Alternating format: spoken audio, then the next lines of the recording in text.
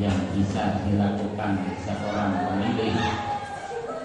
Nah, itu nanti adik-adik akan menerima materi dari tim Komisi Pemilihan Umum Kabupaten Kudus.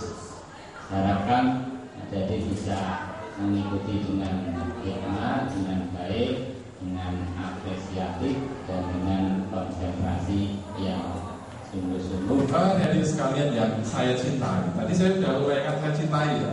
Terus yang kedua saya banggakan. Kenapa saya banggakan? Karena apa? Karena separuh dari masa depan kita itu ada di tangan siapa? Di tangan adik-adik sekalian. Kita itu generasi Tuhan.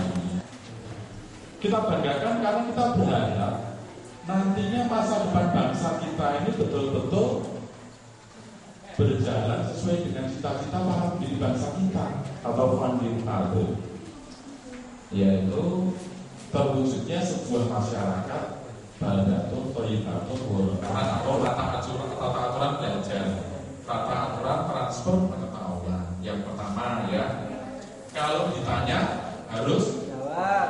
Sepakat ya? Insya Allah. Sepakat ya? Sepakat. Generasi muda yang nantinya jadi penerus bangsa. Dan berdasarkan perintah Allah kan sebetulnya kita semua itu kan Allah ya kan?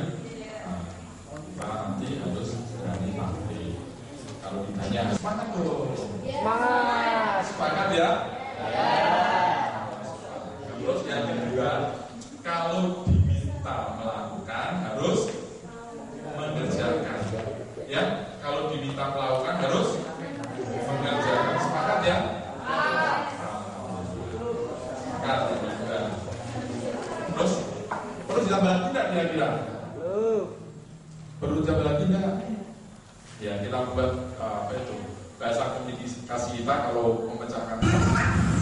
Kita sudah masuk ke acaranya sudah sekali jalan.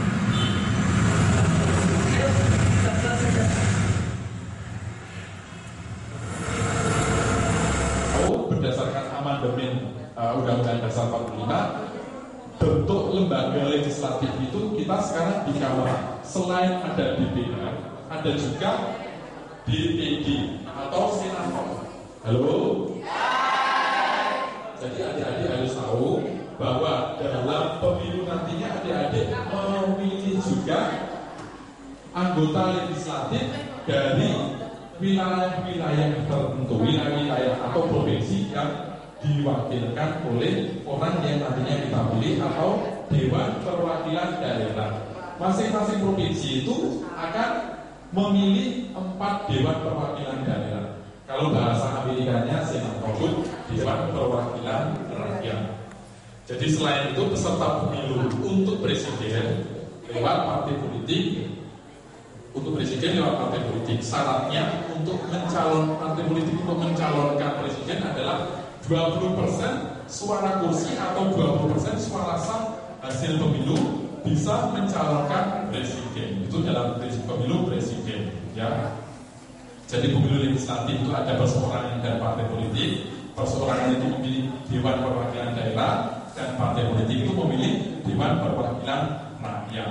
Untuk presiden lewat partai politik, masing-masing partai yang bisa mengajukan calon presiden itu harus mempunyai 20% kursi atau bupati atau gubernur itu dengan persyaratan tertentu.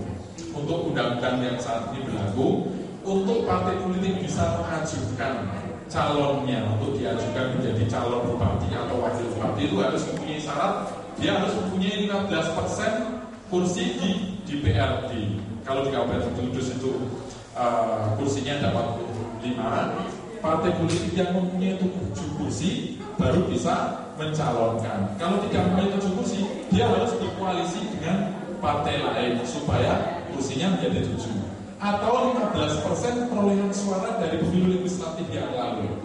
Jadi misalnya suara sah yang lalu itu sekitar 400, 15%-nya berapa? Jadi sekitar 300.000,